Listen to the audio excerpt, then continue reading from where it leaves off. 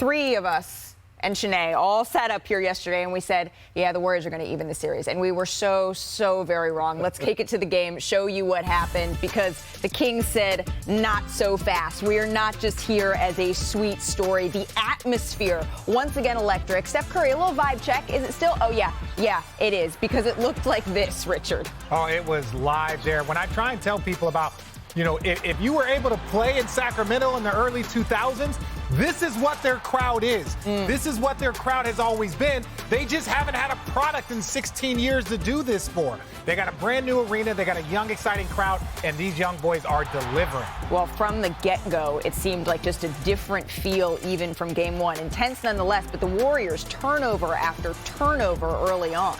It was tough to watch. Look, J.J. Redick said it on First Take. They have such a small room for error. And when you add 20 turnovers and not great shooting and not great bench depth, it starts to become a problem. Well, and then this was starting to become a problem. This is the first time that we see Draymond and Sabonis get tangled up a little bit here. A foul here on Draymond Green. He disagreed with it. That would end up being a precursor to what was to come.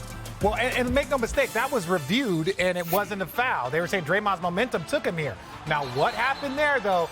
That's what got everybody talking and buzzing. Let's take one more look at that, because as Steph secures the rebound, it looks like Sabonis is holding on to Draymond's leg, but then Draymond, as he's coming back, is it a step? Is it a stomp? That is what everyone is debating today. Nonetheless, Draymond Green, as it's being reviewed, egging on the crowd. I can't hear you, chatting with the crowd, jumping on a chair, going back and forth.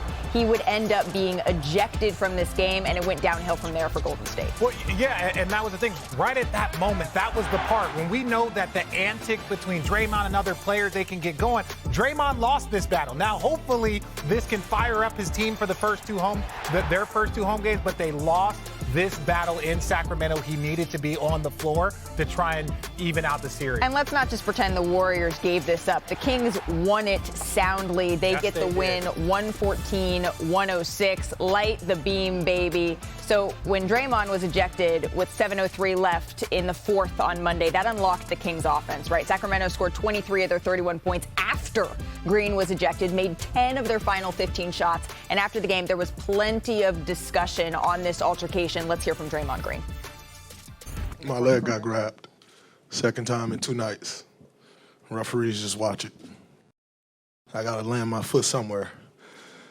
And I'm not the most flexible person, so it's not stretching that far.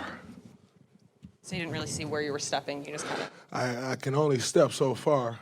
I'm pulling my leg away. What are you going to do when someone grabs your foot when you're running full speed? Like, that's a dirty... just fully grabs your foot and yanks on you. That's not cool, man.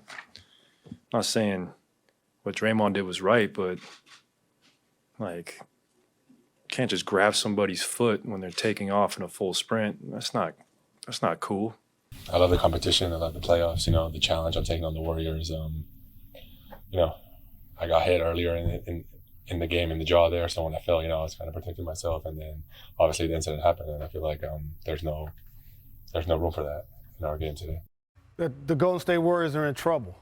And see, if you're Draymond Green, for every action, grab your leg, there's a reaction, how you respond to it. So maybe if he would have kicked him or snatched his leg away and hit the back of his heel against his chin, he doesn't get ejected. But when you step on his chest, it wasn't Christian Laettner against Kentucky in the early 90s, but still, when it happens in today's game, you're going to get ejected from the game. And you just put the results up there. They were 10 of 15 from the floor and shot 67% without the former Defensive Player of the Year anchoring their defense. Now their charge is to win 4 of the next 5. And I don't think they're going to be able to do that. So that's my takeaway. He helped put himself in position to get ejected, which now means the Warriors are going to get ejected from this series in the first round. And look, if we're going to talk about just this incident, I like what Sabonis said in his interview going off the court. It's like, hey, look, we're battling, things happen, keep it pushing. But when you start doing this whole, I got to go get x-rays, now Draymond's getting x-rays on his ankle, and this is the back and forth. my thing about this. What Sabonis did was wrong. You don't do that. Anybody that has a basketball opinion, you don't see people grabbing someone's leg. I would have kicked him. I don't know if I would have stomped on him, but I got to get going. This is the postseason. And so, look, Sabonis knew what he was doing, and that's where I say Draymond lost the petty battle here because they both did something petty.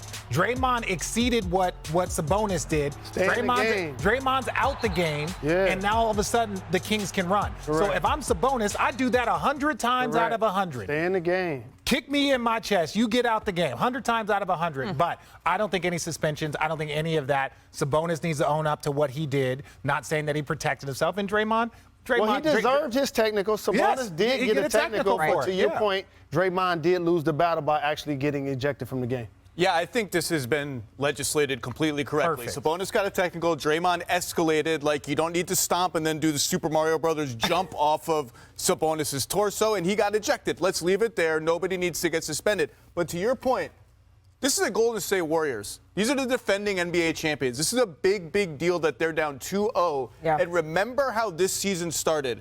It started with Draymond Green punching Jordan Poole in practice.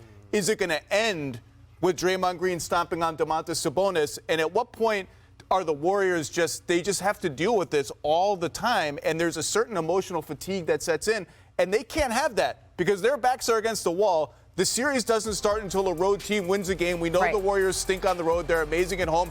They got to win these next 2 games against a team that is confident and coming for their throats. They're going to have to dig in and be unified and be on point. They can't have any distractions. The Kings will not let them get away with having distractions. They need to win these next 2 games. It's going to be tough. Well, because as good as the Warriors are at home, the Kings are actually by a very, very small margin even better on the road than they are at home. But Zach, you used the word unified. Woj, will they be unified? Will they have everyone? What are your expectations here in terms of a suspension for Draymond Green? Well, they are evaluating this for a possible suspension. The league's going to do that with really any incident like this. But I think the things that everyone has said here that the Warriors have in their favor to not have a suspension. One, Draymond Green was ejected down 4 with 7 minutes to go in a playoff game. That was a significant price to pay. And that Sabonis did reach up, grab his foot. He played a part in this. I think it's unlikely that there's a suspension here, but the league has yet to rule on it. Okay, so we will wait and see for now. But here's the thing. The Warriors being down 2-0, it's new for them. They've never been in this boat before, and it's a place that very, very few defending champions have ever been. Golden State is the 5th defending champ to fall behind 2-0 in the first round. Each of the previous 4, they went on to lose, and 3 of them getting swept. So let's take a listen to the Warriors on this. Every game we win in a situation like this, it's going to get harder. Every loss, in my opinion, is going to make them that much more desperate. Whereas like a wounded animal, that wound is just getting bigger and bigger. And when that happens, we know and they know they're going to have to crank it up a notch and fight even harder. So, it's going to get tougher for us. I think the confidence that we have is even maybe delusional as it sounds. It's like we continue to make the same mistakes, but still compete at a high level. And we know we have it. We know we're capable. It's just, can we execute? You guys have been down 3-1 a couple of times. You've been through just about everything, but you haven't been 0-2 in the series going home. That's exciting, right? I was going to ask you what you thought about it. A new challenge. And we've conquered all the rest of them. So why not go conquer this one? Be a lot of fun. A lot of fun.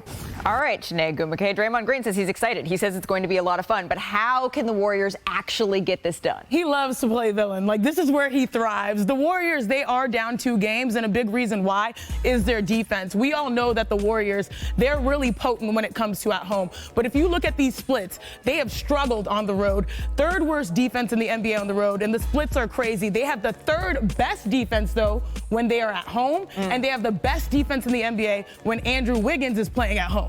Imagine that. That's wild. 3rd worst to 3rd best. Yeah, that's a crazy best split. in the NBA Crazy when Wiggins split. suits up. So I'll show you exactly what this looks like on the floor. Let's get it. Producer Jaron, baby. I miss Kwaku, but it's all good. All right, here in transition, it's hard to get a stop. But here, you see Andrew Wiggins is sort of in no man's land. And this is clutch time, right? down 3, 2 minutes left, and they leave this wide open shot for De'Aaron Fox, 23 feet in transition because you couldn't get a body on each guy, and that's a layup for him. This is the guy that led the NBA in clutch time scoring, gives you 8 points in the fourth quarter in clutch time. Now let's see what it looks like at Chase Center at home. They're set up on defense. You've got to love this right here. This is signature textbook Warriors basketball, strength in numbers. You don't need to send a double because Draymond can hold it down versus Sabonis, but watch this. The good read happens, help defenses there. Look how engaged Steph Curry is. Like, he's up in the air doing the splits, trying to get a deflection on the ball. Help defense is available. There's a pick and roll. You force a really tough off-balance shot. But this is why this is important. When they play defense like that, they get offense like this. So once they're able to be at home, when they're able to set up their defense, they have a different type of confidence in that situation. They'll be able to, work their way back in the series. But they have dug themselves into a pretty big hole. Thank you for watching ESPN on YouTube. For live streaming sports and premium content, subscribe to ESPN+.